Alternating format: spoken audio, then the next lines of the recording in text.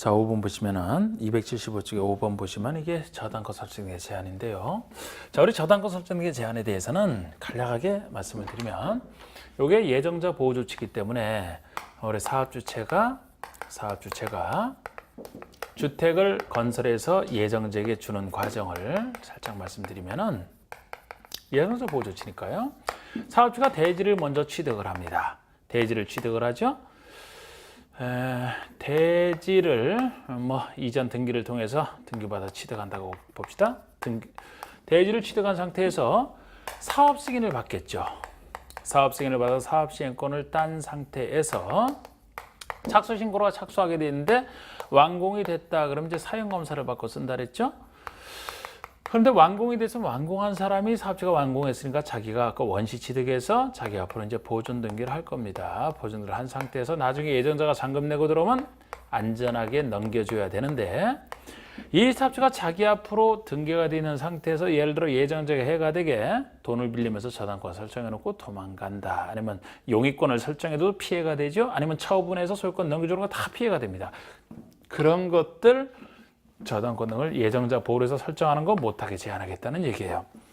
그래서 언제부터 언제까지 못하게 하냐면은 입주 예정자 보호 조치이기 때문에 입주자 모집 공고 승인 신청일로부터 우리 입주자 모집 공고 승인 신청일이면은 사업 승인 받은 후에 입주자 모집할 수 있고 우리나라는 선분양 후시공이기 때문에 이 사이에 대충 이제 그려놨습니다. 그리고 이때부터 보여주면 충분한 보호가 되는 거예요. 이때부터. 이전에는 입주자 그림자도 없으니까 이때부터 관련됐다고 봐도 충분한 보호가 되고요. 우리 사용검사를 받고 나서 입주를 시킨다 그랬죠. 그러면은 사업주가 통보한 입주 가능일이 우리 잔금 내고서 이제 그 등기에 필요한 서류를 받아서 입주할 수 있는 때 아닙니까? 그래서 우리 입주 가능일은 예정자가 자기 앞으로 이전 등을 신청할 수 있는 이전 등기 신청 가능일과 같은 얘기가 돼요. 같은 얘기가 됩니다. 요때로부터 60일까지 보호를 해준다라고 생각하시면 돼요. 그래서 원칙은 입주자 모집 공고 승인 신청일로부터 입주 가능일부터 60일까지 이 기간 동안에 예정자 동의 없이 예정자에게 해가 되는 저당권을 설정하지 말라고 하는 겁니다. 그런데 사업주에서 주택조합이라면 주택조합이 조합원에게 줄 때는 입주자 모집을 안 하니까 예외적으로 사업계획 승인 신청일로부터 요때가 되는 거예요. 이거는 주택조합이 할 때고 보통이라면 요때로부터 요때, 주택조합이라면 요때로부터 요때 이렇게 보시면 돼요. 그리고 여기서 위반을 했다, 하우스가 하지 말라고 했는데 했다 그러면은 이상하게 우리 공급 파트에서는 뭐 형사처벌 잘 나진 않아요. 우리 공법은 형사처벌은 잘 안 내. 그런데 개인이 위반한 것을 지킬 것을 개인이 위반을 했다면 3년 3천만 원짜리 형사처벌인데 사업주체가 위반하는 이 두 가지는 아까 분양가 상한제도 마찬가지로 이 두 가지는 개인에게 수많은 피해를 주는데 오히려 작아요. 2년 2천만 원짜리 돼요. 그래서 여기서 사업주가 위반하면 2년 2천만 원짜리에 처벌을 하거든요. 그래서 위반하는 경우가 많았고 그래서 나중에 나온 게 예정자 보호주체로 부기등기제도가 나중에 추가된 겁니다. 우리 부기등기제도는 사업주체라고 하면 이 본인이 가지고 있는 대지나 주택에 대해서 이거는 예정자의 동의 없이는 저당권을 설정할 수 없는 재산이다. 이 사실을 의무적으로 부기등기하게 해놓고 부기등기를 이후에 다른 등기를 했다. 그 뒤에 것을 다 무효로 만들어버려요. 그럼 예정자가 확실히 보호를 받습니다. 그럼 중요한 것은 부기등기 시기거든요. 뒤에 것을 무효로 만들어버리니까 여러분 대지에 대해서는 취득할 때 할 필요 없어요. 예정자 보호 조치니까 쪼고다가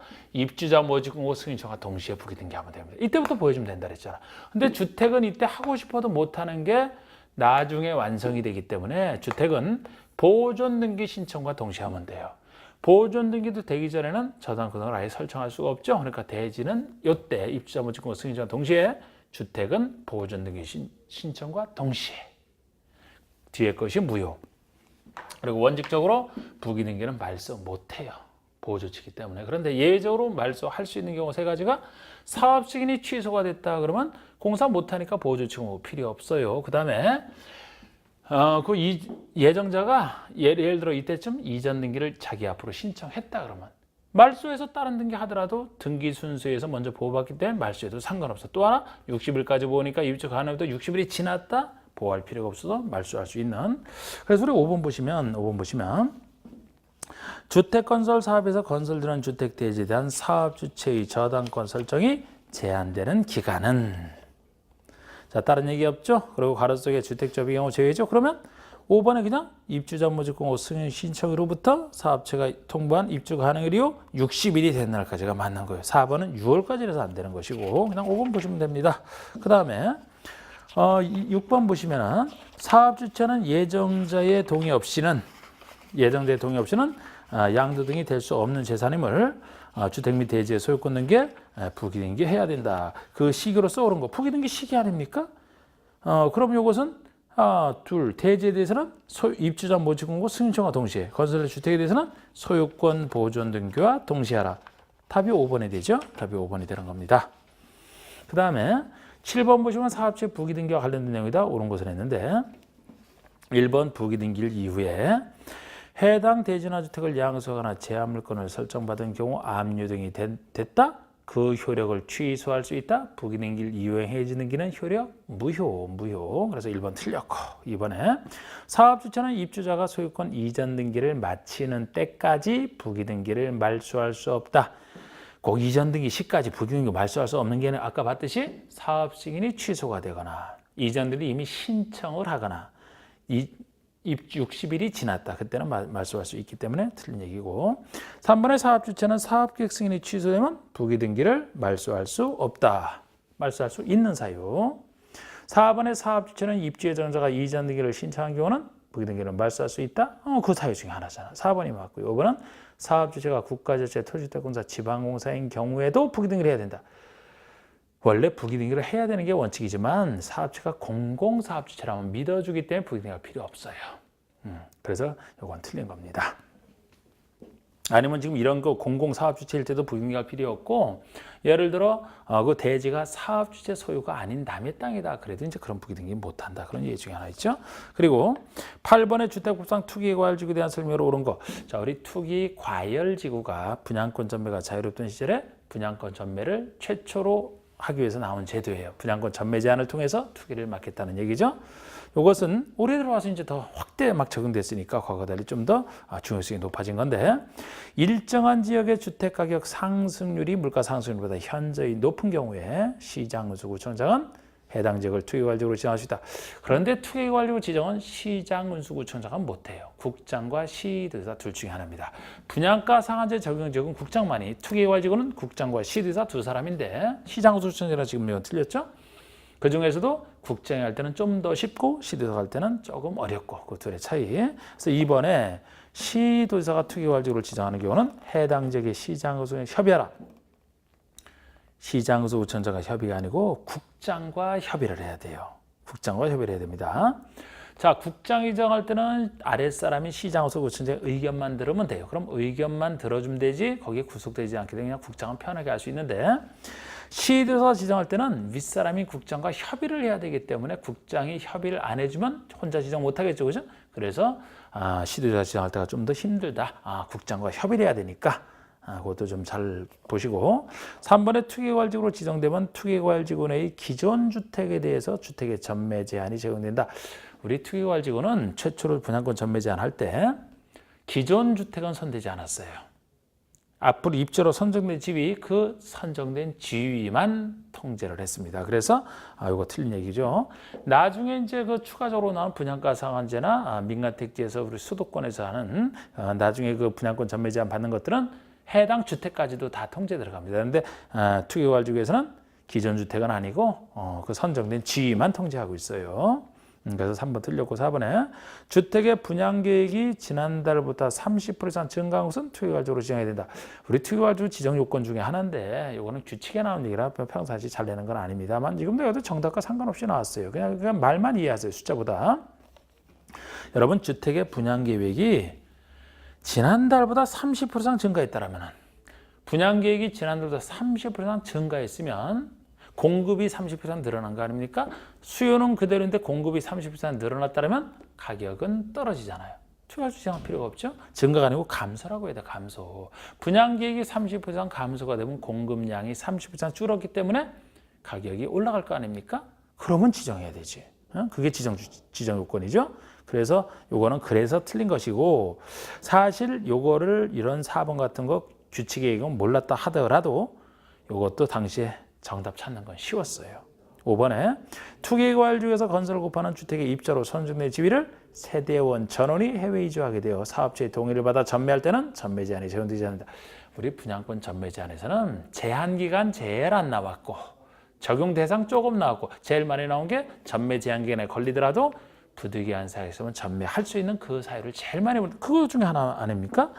투기과일 중에서 그 입자로 선정된 지위는 분양권 전매 제한에 걸리는데 지금 세대원 전원이 다 일부 말고 전원이 해외 이주하게 대해서 사업체의 동의를 받아 전매한다. 이때는 전매 제한이 적용되지 않는 즉 전매할 수 있는 부득이한 사유에 들어가잖아요. 그냥 이게 맞는 거죠. 역시 많이 물었던 것 같고 정답을 시킨. 그래서 이거는 뭐 다른 거 몰라도 맞출 수 있는 중요한 건 항상 정답화 시키지 않습니까? 다른 거 알아도 좋지만 중요한 거 정확하게. 9번. 사업주체가 건설 공급하는 주택의 입자로 선정된 지위나 주택으로서 10년 내에서 영위자하는 기간 내에 전매하거나 전매할 시에 금지하는 것이 아닌 거. 이게 분양권 전매 제한 얘기죠. 분양권 전매 제한이 되는 경우는 10년 내에 정하는 기간 동안에 전매나 전매할 시에 금지하는 것은 투기과일주에서는 선정된 지위만 그리고 분양가 상한제 적용주택은 처음부터 시세 차익이 많이 생겨서 전매하려고 했기 때문에 분양가 상한제 적용주택의 그 선정된 지위뿐만 아니고 해당 주택까지 다 들어가고요. 민간택지가 분양가 상한제에서 벗어나면서 분양가 상한제가 아닌 민간택지에서 짓는 주택이라 하더라도 이거는 그 대신 수도권에서만 전매 제한 이 세 가지가 전매 제한 받는 사유입니다. 그래서 그 대상에 대한 얘기인데 1번의 투기과일지구 안에서 건설을 목표하는 주택 입주로서는 지위 좋죠. 분양가 상한제 주택 자체도 3번에 분양가 상한제의 주택의 선정된 지위 이건 지위주택 다 되잖아. 2번, 3번 다 맞고 다 적용받고 4번은 수도권 지역으로서 공공택지 외의택지에서 건설을 공급하는 주택 및 그 지위 공공택지 외의택지 민간택지에서 건설을 공급하는 주택은 분양가 상한제로 안 받죠. 안 받지만 수도권에서만큼은 분양권 전매 제한은 하겠다. 1, 2, 3, 4번 이게 답니다. 5번에 수도권 외의 지역으로서 공공택지, 외의택지, 민간택지 이거는 민간택지는 4번처럼 수도권에서만 분양권 전매 제한 들어가지 수도권 외의 지역은 전매 제한 안 들어가요. 그래서 5번이 답이 되는 겁니다. 10번. 그런데 분양권 전매 제한에서는 이렇게 그 10번처럼 10번이나 11번처럼 이 부득이한 경우에 전매할 수 있는 부득이한 사유를 제일 많이 물었다 그랬어요. 10번에 분양권 전매 제한 기간 내에 속하더라도 다음에 부득이한 경우에 해당되어 사업체의 동의를 얻으면 전매할 수 있다. 그 사유가 아닌 거. 세대번의 결혼. 자, 우리 결혼, 근무, 생업선상, 취학, 결혼. 나에게 부득이한 사유 중에 하나예요. 결혼이라는 세대원 전원이다. 세대원 전원이 갈 때입니다. 가족 헤어지지 말라고 인정하는 것이라 부득이한 사유를. 세대원 전원이 다른 광역시나 시군으로 이전하는 경우 다만 요 사유에서는 부득이한 요 사유에서는 수도권으로 가는 것만큼은 제외. 수도권의 인구 집중을 막기 위해서 수도권으로 가는 것은 제외고요. 2번에 이혼으로 인해서 입자로 선정된 지위를 배우자에게 이전한다. 결혼뿐만 아니고 이혼도 부득이한 사유에 들어가죠. 이혼으로 해서 재산분할을 한다면 전체를 줄 수 있어야 됩니다. 3번에 공익사업 시행으로 주거용 건축을 제공한 자가 이주의 재수를 공급받았다. 공익에서 희생된 사람에 대한 혜택으로서 전매 제한 안 걸린다. 4번에 세대원 전원이 다 해외이죠. 아니면 2년 이상 해외 체류. 해외 단순 체류한다면 전원이 다 2년 이상. 역시 1, 3 아닌 거 다 2년에 들어가죠. 건축주택공에서 2년. 그 다음에 입자로 선정된 지위나 주택의 전부를 배우자. 증여한다. 전부라서 틀린 겁니다. 이렇게 아까 이혼 같은 경우는 전부를 다 뭐 일부에 한한다는 얘기 없지만 재산분할상. 그런데 2번 이혼과 달리 5번처럼 혼인 중에 배우자에게 증여할 때는 전부 증여는 안 돼요. 일부 증여만 부득이한 사유로 인정을 해줍니다. 그거는 이제 혼인 중에 그 일부를 증여해야 두 배우자가 이제 공유를 하고 사회적인 권한 행사라는 거죠. 전부를 다 줄 수 있다라면은 또 다른 힘 있는 배우자의 단독 소유가 되기 때문에 아름다운 형태가 아닙니다. 이것만 이혼과 달리 일부를 증여한다. 전부라서 틀렸다. 11번. 세대주인 갑이 취득한 주택은 주택법령에 의한 전매 제한 기간 중에 있다. 다음 중 갑이 그 주택을 전매할 수 있는 경우는 역시 세대원인 갑의 아들 결혼으로 갑의 세대원 전원이 서울특별시로 이전한다. 자, 우리 결혼은 부득이한 사유지만 서울특별시로 가기 때문에 안 되는 거예요. 수도권은 제외지 않습니까? 안 되고 2번에 이혼으로 입자로 선대지를 배우자에게 이전한다. 이혼 부득이한 사유. 맞습니다. 이게 정답이고요. 4번 3은 갑의 세대원 전원이 1년 6개월간 해외 체류라면 2년 이상 해외 체류가 안 되잖아요. 2년 이상 해외 체류를 해야지 되는데 4번의 세대원인 갑의 질병 치료를 위해서 다른 세대원은 두고 갑이 대전광역시로 이전한다. 질병 치료 부득이한 사지만 그럼 다 같이 가야지. 환자만 보내고 다른 사람 안 가고 이렇게 일부만 가는 경우죠? 안 됩니다. 전부 가는 걸 전제로 해서 부득이한 사유예요. 5번에 상속에서 취득한 주택으로 세대원 일부가 이전한다. 역시 일부가 이전하기 때문에 부득이한 사유가 아닙니다. 전원이 갈 때를 전제로 하죠. 그래서 답은 2번만이 되는 것이고 12번의 주택부상 분양권 전매 제한에 대한 설명으로 옳지 않은 것을 했는데 요거는 자 분양권 전매 제한 적용을 받는 주택을 이건 지위 아니고 그 주택만 이 주택을 부득이한 사유로 전매할 때는요 한국토지주택공사가 그 주택을 우선 매입할 수는 있어요. 그러나 좀 이건 잘 나오지는 않는 얘기인데 이런 얘기도 있고 우선 매입할 수 있죠. 2번에 사업주체가 분양권 전매 제한을 받은 주택을 공급할 때 그 주택의 소유권을 제3자에게 이전할 수 없음을 소유권에 관한 등기에 부기등기해야 된다. 이 주택에 대해서만 역시 일정 기간 동안 전매할 수 없음을 부기등기하라는 겁니다. 3번의 부기등기는 주택의 소유권 보존 등기와 역시 동시에 하게 돼 있고 주택에 대해서 4번의 위법하게 전매한 자는 분양권 가지는 개인 위반했으니까 3년 3천만 원 맞고요. 5번에 위법하게 전매가 이루어진 경우 사업주체는 일정한 금액을 매수인에게 지급하고 입자로 선정인지를 환매해야 된다. 환매하여야 한다가 아니고 환매는 자유예요. 할 수 있다는 겁니다. 그래서 사업주체가 그 위반한 자에 대해서 일정한 금액이 본인이 받았던 그 납부금에다가 이자 정도 합산한 그 금액을 매수인에게 지급하는 순간에 지급할 수 있는데 지급하는 순간에 이제 사업주가 취득한 것으로 보니까 이제 환매죠. 근데 환매할 수 있다요. 그래서 덜 나왔던 거고 13번에 이제 주택부상 공급지적 교란 금지를 위한 일정한 양도 등이 제한되는 것에 해당하지 않는 거 물었는데요. 자, 우리 주택부상 공급지적 교란 금지는 주택을 받을 수 있는 각종 증서나 지위를 교란한 시장 교란 행위를 금지한다. 뭐가 금지되어 있냐? 그런 주택을 받을 수 있는 증서나 지위를 양도, 양수, 알선, 각종 광고까지 다 금지가 돼요. 다 금지가 되어 있는데 금지는 양도, 양수 개념에서 상속 저당만 제외입니다. 상속 저당은 제외예요. 우리 분양권 전매에서도 금지는 전매에서는 다 포함하되 상속만 제외했는데 우리 공소 교란 금지는 상속 저당까지. 그러니까 상속 저당이 나오면 무조건 다 할 수 있다고 보시면 돼. 애초에 금지되는 행위가 아니니까. 근데 상속 저당이 아닌 것이라면 이제 주택 공고를 받을 수 있는 증서나 지위에 대한 것이면 금지가 되고 주택 공고를 받을 수 있는 것이 상관없으면 허용이 되는 것이죠. 그리고 이제 금지에 대해서 금지했는데 위반을 했다 그러면 이제 여러 가지 거기에 대한 대응 조치가 마련되어 있는데 문제를 풀면서 보고요. 여기서 가장 기본은 무엇이 금지되는 행위냐 아니냐 구별하는 겁니다.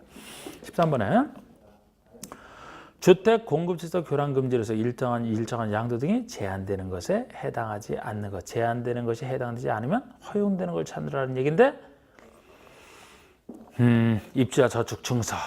입주자 저축 증서. 요거는 이제 주택 받을 수 있는 증서에 들어가죠. 금지되는 제한되는 것에 해당됩니다. 주택 상환사채 채권 중에선 요것이 유일하게 여기 걸려서 주택 받는 채권이잖아요. 다른 채권이 여기 안 걸려요. 요 대상이 됩니다. 그리고 직장 주택 조합원으로서 국민주택을 받을 수 있는 지위. 자, 제가 지역과 직장 주택 조합원 지위면 지역과 직장 조합주택 지은 것을 받을 수 있는 지위죠. 그래서 우리 조합 파트에서는 여기에 관련돼 있기 때문에 리모델링 주택 조합원 지위는 상관없이 그건 채로 받는 게 아니니까 지역과 직장 조합원 지위는 원칙적으로 안 된다. 예외적으로 된다 했던 겁니다. 원칙으로 안 되는 게 여기에 걸려서요. 4번에 공공사업 시행으로 인한 이주택 대상자 확인서. 이주택으로 지어진 주택을 받을 수 있는 주택 받을 수 있는 지위에 딱 들어가자. 5번에 건물에 대한 담보물권자 지위. 자, 우리 건물에 대한 담보물권자. 어느 담보물권자가 주택을 직접 받습니까? 담보 가치만 파악하고 있는 것이지 담보물권자는 주택 받는 게 아니죠. 이게 대상이 아닌 겁니다. 그리고 14번에 주택 오히려 전형적인 문제가 이거예요. 14번에 다음 중 주택법상 주택의 공급시설 교란 행위에 해당하지 않는 것. 아까 교란 행위가 각종 주택 받을 수 있는 것 증서나 지위를 양도, 양수, 알선, 광고까지 다 금지가 되는데 상속저당은 제외라고 했죠. 그러면 교란행위에 해당하지 않는 것을 모두 찾으라. 그럼 여기서 일단 상속과 저당이 제외니까 상속과 저당 나오면 그것은 무조건 다 허용되는 걸로 보시면 돼요. 앞에 거 볼 것도 없이. 상속저당에 해당되면은 원래는 할 수 있는데 여기 주택 받을 수 있는 금지되는 들어가도 허용이 되니까 그건 무조건 할 수 있다고 보죠. 앞에 볼 거로. 그런데 상속저당이 아니라면은 주택에 상관없는 것이라야 허용되는 것이죠. 그러면 어차피 여러 군데서 고르는 거니까 하나하나 차례로 볼까요? 1번 주택을 받을 수 있는 조합원 지위. 주택 받을 수 있는 지위에 들어가죠? 증여. 증여도 안 됩니다. 이거 안 돼. 입자 저축증서. 이것도 들어가는데 증여 안 되죠. 주택 상환사채 저당. 주택 상환사채지만 저당이잖아. 저당이니까 허용되죠. 그러니까 답은 일단 교란이 아니고요. 라번은 입자 저축증서 들어갑니다. 매매 알선해서도 안 되지. 도시개발 채권 양도. 이것이 또 허용되는 것이죠. 도시개발 채권이면은 주택 받는 채권이 아니잖아요. 나중에 원리금 현금 받는 거잖아. 채권 중에서는 주택상환사채만이라니까요. 그러니까 이것이 허용이 되는 겁니다. 지금 다번과 마번 나왔죠? 다마. 그 다음에 바번이 시장에 발행한 무허건물 확인서. 이것도 이제 무허건물 확인서 하게 되면 주택을 받으시는 탁지 중에 하나입니다. 이게 4번의 이주택 대상자 확인서도 맞는데 각종 4번에 매매할 목적으로 하는 전화 광고가 됐든 4번에 인터넷 광고가 됐든 다 금지가 되잖아. 그럼 지금 여기서 허용되는 것은 다번과 마번이라고 했나요? 그거만. 3번이 되겠죠. 그 다음에 15번 보시면은 이 공급수서 교란 금지 규정을 위반한 자에 대한 설명, 여러 가지 이제 위반한 자에 대한 대책 설명이 옳지 않은 것은 1번 제한되는 일을 위반한 경우에 주택 공급을 신청할 수 있는 지위와 체결된 주택의 공급 계약을 무효한다. 이게 틀린 게 위반을 했으면요. 공급 계약 체결 전에 주택을 공급받는 지위 자체는 무효로 할 수 있고 그 지위에서 체결된 주택의 공급 계약은 취소할 수 있다. 공급 계약 체결 전 지위 무효, 체결된 공급 계약은 취소할 수 있어요. 공급 계약은 좀 더 많은 사람들이 관련돼 있을 수 있다고 봐서. 그 다음에 그래서 1번 틀렸죠. 이번에 국장은 위반한 자에 대해서 10년 내에서 주택의 입자 자격을 제한할 수도 있고 최대 10년까지 자격 제한할 수도 있고 3번은 사업체가 위반자에 대해서 영위 정하는 일정한 가격에 해당하는 금액을 지급하면 지급한 날에 사업체가 그 주택을 취득한 것으로 보는 환매 규정이죠. 환매가 가능합니다. 그리고 환매를 했으면 사업체 것이 됐으니까 4번의 사업체는 매수인에게 주택계약을 지급한 경우에 해당 입주한자에 대해서 기간을 정하여 퇴거를 명할 수도 있고 5번에 그래서 교란금지 규정을 위반한 자는 주택 받으신 증수 개인 위반했기 때문에 3년 3천만 원짜리가 해당이 됩니다. 그리고 이 16번이 이제 작년에 나온 문제인데 공급에 대한 종합 문제예요. 지금까지 배운 거 종합해서 그냥 한 거예요. 그냥 쉽게 보시면 풉니다. 자, 그 다음에 4장 284쪽에 이제 주택의 리모델링 파트. 자, 이제 건설 공급이 끝났고 리모델링이 들어가면 이건 건설 공급 파트가 아닐까? 여기서 이제 리모델링 허가 파트와 토지 임대부 분양주택에 대한 얘기가 나오는데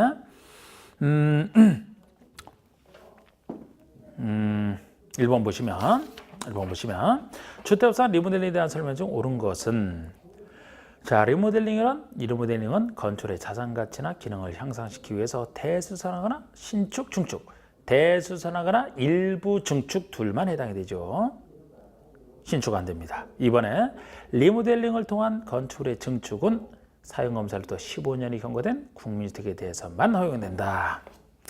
여러분 그 대수선은 최소 10년 지나면 되지만 일부 중축을 통한 리모델링 할 때는 그 일부가 넘으면 안 되거든요. 우리 용어 시간에 했던 거. 그 일부가 전체 전용 면적 기준으로 전체의 30% 내에서 대상주택이 85면 비교적 작은 85 미만이라면 좀 더 넓게 40%까지 이게 일부 얘기고 그걸 넘어서면 안 되거든요. 일부에서 그 일부를 잘 하시고 나머지는 다 15랑 관련돼 있어요.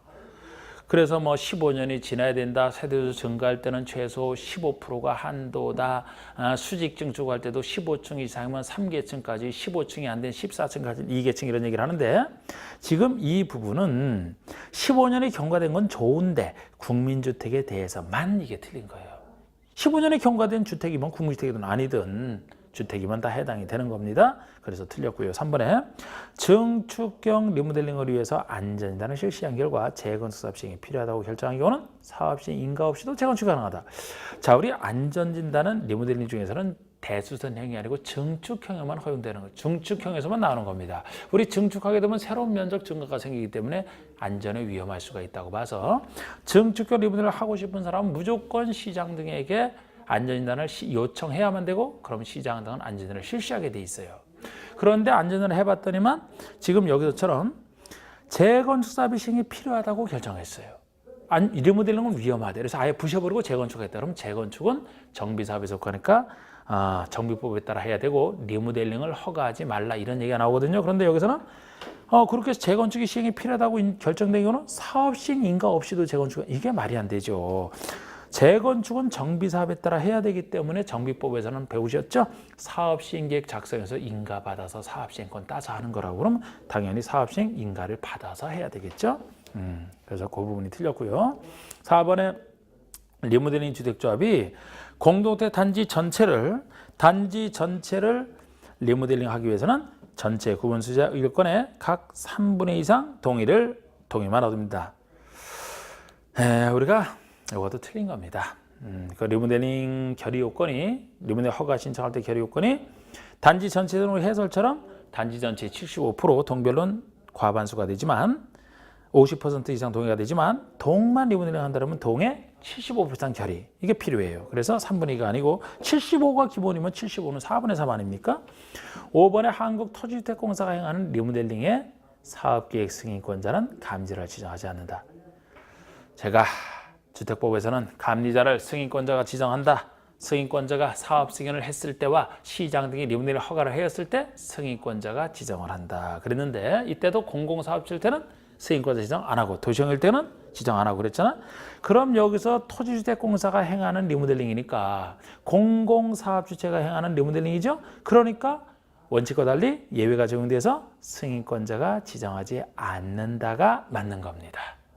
공공사업체가 하니까 예외 규정이 적용돼서. 그래서 이것도 사실 4번에 대한 숫자 몰라도 5번 갖고 그냥 찾을 수 있어야 되는 문제가 되고요. 자, 우리 2번 보시면 주택법상 리모델링에 대한 설명으로 옳은 것은 했는데 최근 문제 중에 하나죠. 기존 14층 건축물에 14층이면은 15층이 아니죠. 15층 이상이 아니죠. 그럼 14층 건축에 수직 증축 리모델링이 허용되는 경우에 2계층까지 이게 맞잖아요.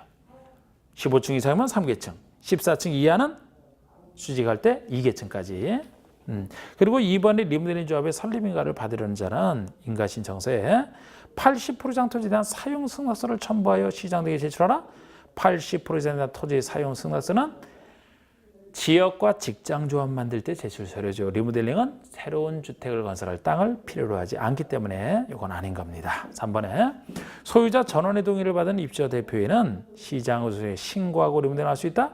입주자 대표회가 리모델링 하려면 소유자 전원의 동의를 받아야 돼요. 조합보다 그래서 불리한 겁니다. 그런데 그래도 신고가 되게 틀렸죠. 시장 의소에 허가예요. 리모델링은 신고 없어요. 다 허가받아 하는 것이지 원칙이. 30대 이상 증가만 사업 승인이 되잖아요. 4번에 수직 증축형 리모델링의 경우에 리모델링 주택조합의 설립인가 신청서에 사용검사를 받은 후 10년 이상의 경과했음을 증명하는 서류를 첨부하라. 10년이 지났음을 증명하는 서류는 증축형이 아니고 대수선을 통한 리모델링 할 때고 증축형 리모델링은 15란 걸렸는데 15년이 지났음을 첨부해야 됩니다. 5번에 리모델링 조합이 시공자를 선정할 때는 수의계약 공정하게 경제입찰로 선정해야 되겠죠. 그래서 이것도 최근 문제지만 1번 갖고 찾을 수 있는 문제고 다른 잡다한 것은 사실 1번 숫자보다는 다른 숫자들은 좀 더 잡다한 숫자들 아닙니까? 그래서 그걸 중요하게 이제 그걸 물어봤고요. 3번에 주택법상 증축형 리모델링의 안전진단에 대한 설명이다. 옳지 않은 것을 했는데 이렇게 증축형 리모델링을 전제로 해서 시장 소유의 안전진단을 요청해야만 되고요. 증축이 하는 건 필요 없어요. 여기서 대수연을 통한 리모델링 할 때는 안전진단 필요 없습니다. 이번에 시장허수구청장은 증축 가능 여부에 확인을 해서 안전진단을 실시해야만 돼요. 의무적으로. 그러면 시장 등이 안전에 위험이 있다고 평가하여 재건축사업이 필요하다고 결정한 건축에 대해서도 증축과 리모델링을 할 수 있다? 아니 그러면은 재건축을 해야 되는데 증축과 리모델링을 허가하면 안 되죠. 위험하니까 할 수 없다 그래야 돼요. 4번에 시장허수구청장은 수직 증축형 리모델링을 허가한 후에 해당 건축의 구조 안전성 등에 대한 상세 확인을 위해서 안전진단을 실시해야 된다. 원래는 이제 리모델링 허가하기 전에 이렇게 안전진단을 하지 않습니까? 그런데 수직 증축형만큼은 더 위험하기 때문에 일단 허가하고 나서도 상세형에서 한 번 다라는 얘기예요. 이게 수직 증축에 대해서만. 5번의 시장호수구청장은 안전진단을 실시하는 비용의 전분의 일부를 리모델링을 하려는 자에게 부담하게 할 수 있다. 그래서 이건 요청이 한 안전진단이기 때문에 우리 마치 재건축 안전진단을 배웠던 것처럼 요청의 경우를 전제로 하기 때문에 요청한 자에게 부담하게 할 수 있다 이렇게 보시면 돼요. 4번에 주택부상 토지임대부 분양주택 일종의 반값 아파트 주택만 분양받고 토지는 분양받지 않은 여기에 대한 설명이다. 옳지 않은 것은 1번의 토지임대부 분양주택에 대한 토지에 대한 임대차에 의한 토지는 임대차를 맺어야 되겠죠. 기간은 20년, 40년이 한도예요. 40년으로 한답니다. 이 경우 주택 소유자 75% 이상 4분의 3 이상의 계약 갱신을 청구하면 20년 범위에서 갱신할 수 있다. 이것도 40년 범위에서. 그래서 40, 40이죠. 2번에 주택을 공급받은 자가 토지 소유자 임대차 계약을 체결한 경우에 주택의 구분 소유권을 목적으로 하는 그 토지 위에 지상권이 설정된 것으로 본다. 우리 토지 임대 분양주택이 일종의 그 서민들이 그 반값 아파트 아닙니까? 주택만 분양받아서 주택값만 지불했으니까 토지는 아니고, 그래서 이 분양주택을 공급받은 자에 대한 도와주는 규정이, 보호하는 규정이 필요한 거예요. 그 중에 하나가 이겁니다. 계약 체결한 것은 임대차 계약, 채권 계약인데 지상권 설정된 효과가 생겨요. 3번의 토지 임대료. 토지 임대료는 해당 토지 조성 원가, 이 조성 원가는 공공택지의 경우고요. 이에 1년, 3년 만기 정기금 평균 이자율을 적용하여 산정하고 또는 감정가, 이거는 공공택지 외 민간택지를 전제로 해서 역시 똑같은 이자를 적용하여 산정하는, 이걸 기준으로 산정한다. 정답은 제가 1번 틀리긴 했습니다만 3번 구별하는 게 더 중요해요. 이 토지 임대 분양주택을 주로 서민들이 받는데 이 임대료가 비싸면 거기 견딜 수가 없습니다. 그래서 임대료는 조성원가를 기준으로 산정하느냐, 감정가를 기준으로 산정하느냐, 시가는 아니고, 그죠? 조성원가 훨씬 싼 거잖아. 공공택지에서 희생하라는 겁니다. 공공택지가 조성원가, 공공택지 외의 택지에 지은 경우는 민간택지에서는 감정가, 이자율 적용해서 이 정도니까 이제 싸게 되는 것이고, 둘을 잘 구별하셔야 돼요. 서로 바뀌면 틀립니다. 4번의 토지주자는 토지 임대료 약정을 체결한 후에 2년이 지나기 전에는 임대료 증액을 청구할 수 없다. 2년 지난 다음에나 증액 청구하라는 거예요.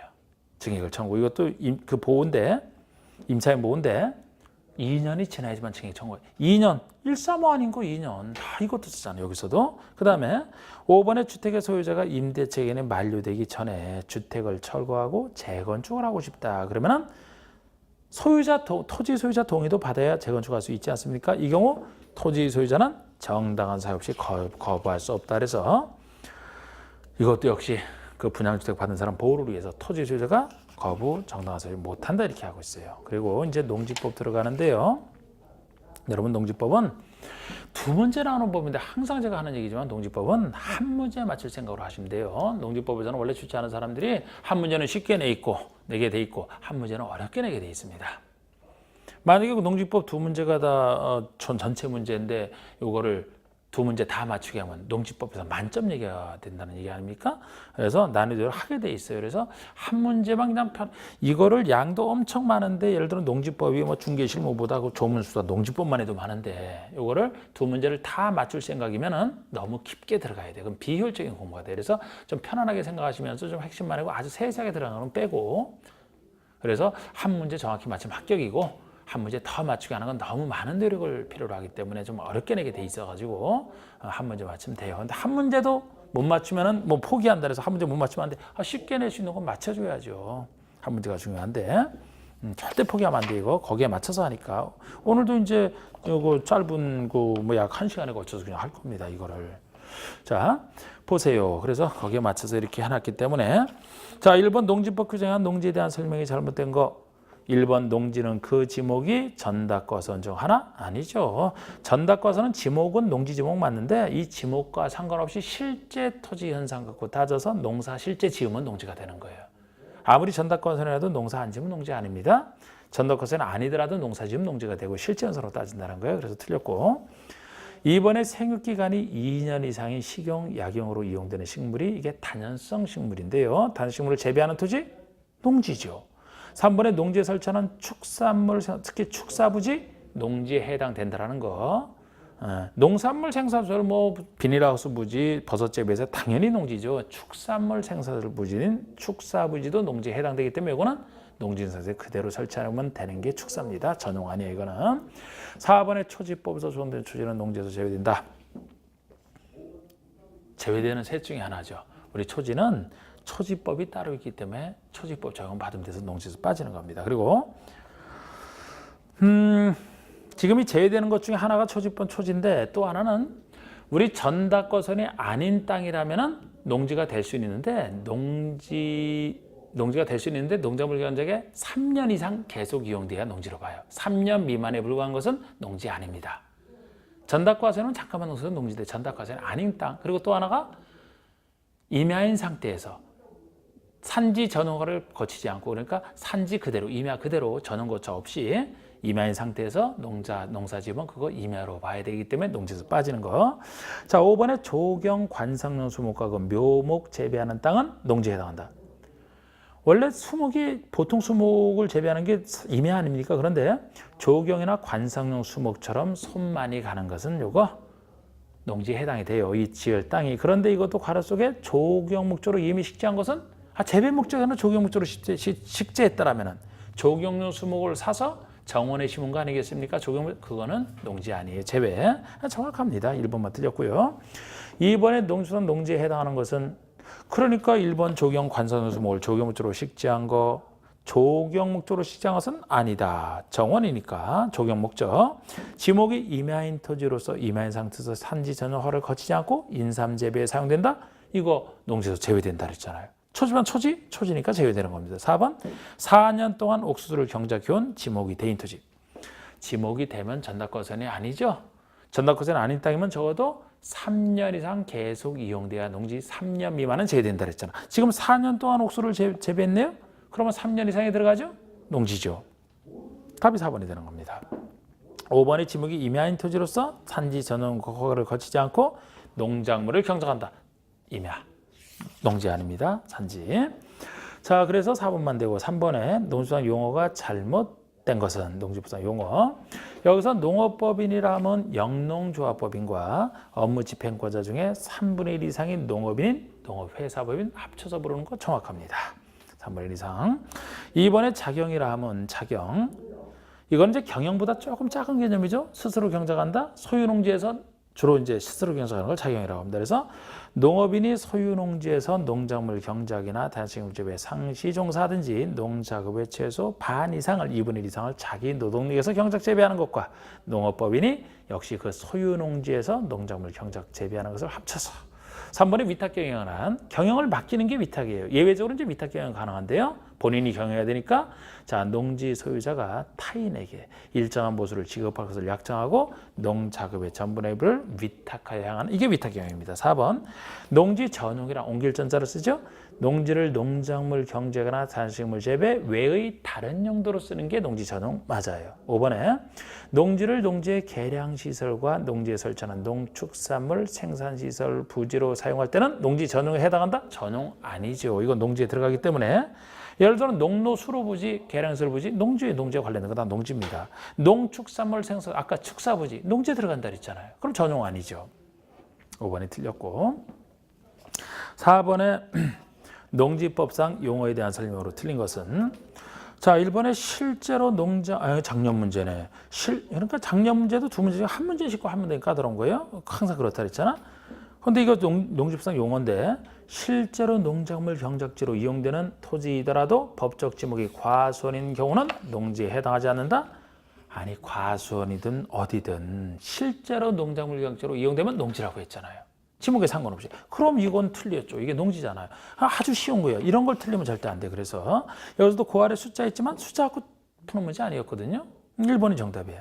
실전에서는 요거 나왔으면 다른 거 볼 필요 없죠. 우린 공부니까 보겠습니다. 2번 소가축 80도를 사육하면서 1년 중 150일을 축산업의 정상기에는 농업을 해야 한다. 자, 우리 농업인 개념 중에서 축산업과 관련해서는 대가축 2도, 중가축 10도, 소가축 100도, 가금 1천수, 꿀벌 10군 이상 아니면 1년 중 120일 이상을 축산업에 종사할 때 약 4개월 120일 그 중에 하나잖아요. 어느 것 하나면 농업이냐. 그럼 소가축은 100두 이상이 되는데 80두니까 그거는 안 되지만 1년 중 150일 때문에 120일 이상에 해당되어서 농업일이 되는 겁니다. 3번은 3,000제곱미터 농지에서 농작물을 경작하면서 1년 중 80일을 농업에 종사하는 게에는 농업일에 해당한다. 우린 농업에 종사할 때는 면적으로서는 땅 면적에서는 1,000 이상, 1,000제곱미터 이상, 취미용농이 1,000 미만이니까요. 1,000 이상. 아니면 시설 농업을 할 때는 330 이상이 되고요. 땅이 없다? 1년 중 90일 이상. 아까 축사업은 120일, 농업은 약 3개월이면 충분히 농사가 된다. 90일 이상. 그래서 지금 여기서는 80일은 90일 이상이 아니어서 안 되지만 3,000제곱미터 농지 이것 때문에 농업일이 되는 거 1,000 이상이잖아요. 그리고 해설은 뭐 역시 다 해놨지만 우리 농산물이 연간 1년 동안 판매액이 한 달에 10만 원꼴로 해서 120만 원 이상이면 농업이 되는 것도 있죠. 그리고 4번에 인삼 재배지로 계속 이용되는 기간에 4년인 지목이 전인 토지는 농지에 해당한다. 지목이 전이면 전닭과 선 중에 하나고 잠깐만 농사지도 농지 아닙니까? 그런데 4년씩이나 농사졌대. 당연히 농지죠, 그러면. 5번에 농지 소유자가 타인에게 일정한 보수를 지급하기로 약정하고 농작의 일부만을 위탁하여 행하는 경영도 위탁경영이죠. 전분 일부 다 들어가니까요. 그 다음에 자, 우리 농지 소유 취득 단계가 나옵니다. 여러분 일단 여러분들 다 알고 계시면 많이 쓰진 않는데 우리 농지의 그 소유 파트가 이제 농지 전체를 관통하는 기본 그게 나오는데 자, 우리 농지는 자기의 농업 경영에 이용할 자가 농지를 소유하라. 이게 대원칙이에요. 그러니까 농지를 소유하는 사람은 자기 경영에 쓰라는 겁니다. 자기 경영에 써야 되니까 남에게 못 빌려주는 게 원칙이고 자기가 해야 되니까 쓸 것을 정당한 소유 안 쓰면 처분 의무도 생기는 것이고 경영할 사람이 소유해야 되기 때문에 나중에 취득할 때도 농지를 취득할 때는 농지 취득 자격을 발급받아 이렇게 이제 연결되는 부분이거든요. 그런데 예외적으로 우리 농지법에서는 자기의 경영에 이용하지 않아도 원래 경영해야 소유할 수 있는데 경영에 이용하지 않아도 소유할 수 있는 예외적 소유를 농지법에서는 정하는 게 있어요. 다른 것은 예외적 소유 못 정해요. 요거만 제가 적어놓고 하겠습니다. 자, 우리 국가나 그냥 보고 판단하시면 되고 이 중에 일부는 나중에 제가 두 음자로 외울 것이고 국가지자체 행정청이라면 경영 안에도 소유할 수 있잖아요. 학교 등의 실습지, 농업, 고등학교 등이 애들 가르치려고 실습지 등으로 취득한다. 목적 사업을 해서 취득하는 거죠. 이거 이제 경영 자체는 아니지만 목적 사업을 해서 취득할 수 있게 해놨습니다. 3번에 주말 체험 영농이면은 취미 영농이니까 경영하는 건 아니잖아. 취미 영농으로 취득할 수 있게 해놨어요. 그 다음에 우리 이농, 농촌을 떠나는 이농할 때는 적어도 8년 이상 경영하다가 8년 이상 경영 후 이농할 때만 8년 이상 이 정도가 될 때만 이농 농사 안 지어도 소유할 수 있게 해줍니다. 그 다음에 5번이 상속이나 유증 포함해서 상속받는 것도 농사 안 짓는 자식도 상속받아 소유할 수 있게끔. 그 다음에 이제 담보농지 취득이라고 해서 금융기관 등이 농민에게 돈 빌려주고 담보 잡아놨다가 농민이 돈 안 갚을 때 본인이 경영할 사람은 아니잖아요. 금융기관이니까 직접 취득할 수 있게 해주는 거예요. 채권 회수를 위해서. 그 다음에 7번이 전용 허가를 받거나 전용 신고, 간단한 전용 신고를 했다. 아니면 전용 협의. 전용 허가나 전용 신고나 전용 협의나 다 농지를 농지 외의 것으로 쓰고자 이 절차를 밟았기 때문에 당연히 경영을 농업경영 안 해도 소유할 수 있게 해줘야 되는 겁니다. 그 다음에 우리 1,500제곱미터 미만의 1,500제곱미터 미만의 농원 부지 등이라고 해서 이 농원은 농업 경영할 목적은 아니고 예를 들어 도시와 농촌 간의 교류 촉진과 도시민이 농촌 체험하라고 하면 농어촌 관광 휴양지에 있는 농원 관광용으로 경영 안 해도 소유할 수 있게 해줍니다. 1,500. 그 다음에 이제 영농요건 분리농지라고 해서 농사지을 영농요건이 상당히 불리한 농지. 영농요건 분리농지 왜 불리하냐? 농업진흥적 밖의 농지를 전제로 하는데 평균 경사율이 15% 이상이라면 기계화 영농하기 힘들다는 거예요. 그래서 우리 이농에서 8년 이상이 나왔는데 나머지 이제 1,500, 15% 이것도 좀 기억하실 수 있는데 이거 영농요건이 상당히 불리하기 때문에 당연히 경영 안 해도 농사지을 땅 아니잖아. 소유할 수 있게 해줍니다. 그 다음에 개별법에 의한 거 이것만 다 일일이 적지는 않을 거예요. 그런데 이게 뭐 농어촌 정비법에 따라 농지를 취득한다, 공토법에 따라 수용한다. 무슨 법이야, 이렇게 나오면, 이건 경영 안 해도 소유할 수 있다. 보시되, 다른 개별법과 구별하기 위해서 우리 공익 목적으로 해서 미리 비축해 놓은 그 비축 농지가 있어요. 비축 농지까지 해서, 이렇게 이제 이 예적서를 얘기를 했는데, 1번 보시면 다음 중 자기의 농업 경영에 이용하지 아니하는 농지라도 소유할 수 있는 그런 경우가 아닌 것. 경영 안 해도 소유할 수 있는 이 경우. 1번 종묘 기타 농업 기자재를 생산하는 자가 그 목적 사업을 수행하기 위해서 필요로 는 과수, 인공, 수분력, 꽃가루 생산지로 농지를 여러 가지 중에 하나잖아요. 목적 사업 수행. 이게 학교 등의 실습지로 제가 가볍게 표현했던 겁니다. 학교 등의 실습지. 목적 사업 수행해서 하는 거, 예의적 소유. 주말 체험을 하려고 취득해서 있었고. 3번에 농업지능 지역 밖의 농지 중에 최상단부터 최하단부까지 평균 경사율이 10% 이상인 농지로서 0에서 하는 농지. 이게 영농요건 분리농지라고 0에서는 정해놨는데 이것이 틀린 게 15% 이상이 돼야 되잖아. 10% 갖고 안 되죠. 4번에 전용 허가를 받거나 전용 신고를 한 자가 소유한다. 전용 8년 이상 경영하다가 이농하는 경우 이농 당시 소유한 농지를 계속 소유하는 거. 8년 이상 이농 정확합니다. 3번이 틀렸죠. 2번 문제. 다음은 농지 소유 상한제와 관련된 설명이다. 옳은 거. 여러분 농지 소유 상한제는 농지를 최대 얼마까지 소유할 수 있나 그런 얘기인데 우린 농사 짓는 사람의 소유 상한제 없어요. 대규모 영농 육성으로 해서 농업 경쟁력을 확보하려고 없고 농사 안 짓는 사람 중에서 세 사람이야. 요거 주말 체험 영농, 이농, 상속. 그런데 여기서 여러분 주말 체험농이나 이농이라면 이거 자체로 농사 안 짓는 게 전제돼 있죠. 그러니까 요 경우 이제 주말 체험농은 세대당 1000 미만. 요거는 개인당 10,000 미만. 근데 상속 같은 경우는 요 말만 해서는 안 돼요. 상속이라면은 이 상속이라는 말 속에서는 상속받은 농사 짓는 사람도 있고 안 짓는 사람도 있잖아요. 그래서 여기서는 상속받은 자 중에서도 경영을 하지 아니하는 자 이 말이 붙어야 돼요. 그게 만까지입니다. 상속농지 중에서 만 여기 이제 1000이고요. 1000 미만이고 그러면 옳은 것 했는데 1번에 상속받아 농지를 취득한 자는 1만 제곱미터 이내의 것에 하나여 농지를 소유하시다. 이렇게 하면 틀린다고요. 상속받아 농지를 취득한 자로서 무슨 말이 들어가야 되냐면 농업 경영을 하지 아니하는 자 말이 들어가야 돼요. 그래서 틀렸고요. 주의하시고 2번에 5년 이상 경영을 한 후 이농한 자, 이농 당시 소유농 중에서 1만 제곱미터 이내 것에 하나여 소유할 수 있다. 이거는 앞이 틀렸죠? 8년 이상 경영으로 이농한 자가 전제되어 있어야 돼. 그 다음에 3번에 주말 경영을 하고자 하는 자는 각 세대원당 1000 미만. 요거는 어디가 틀리냐면은 1000 미만은 다 좋은데 지금까지 1, 2, 3번이 다 숫자는 다 줘요. 그런데 3번은 각 세대원당이 틀렸어요. 1, 2번 같은 경우는 개인 소유 각 사람당인데 주말 체험은 어느 사람이 취득해서 전체 세대가 같이 취명하려고 한 거 아닙니까? 그래서 각 세대 원당이라고 원을 빼야 돼요. 세대당이라는 것은 그 세대원 전부가 소유하는 총 면적으로 따지겠다는 거예요. 각자 소유가 아니고 총 면적으로. 줄이면 말이 세대당이 되지. 세대원, 원당이 아니고 그게 틀렸고 4번에 주말 체험을 하고자 하는 자가 한국농어총회에 위탁하여 임대를 전문가에게 위탁하여 농지를 임대하거나 사용된다면 소유상한을 초과하더라도 임대 사용되는 기간 중에는 계속 소유할 수 있다. 우리 소유상한에 걸리면 일단 초과분은 처분 의무가 생기는 게 기본이거든요.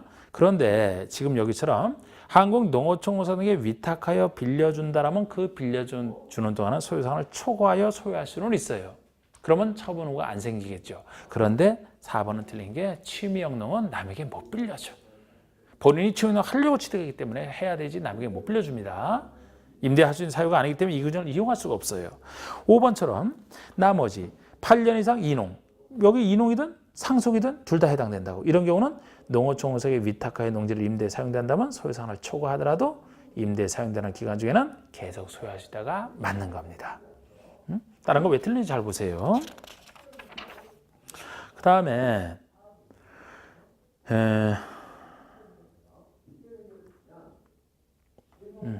자 여기서 잠깐 멈췄다가 나머지 하겠습니다. 쉬고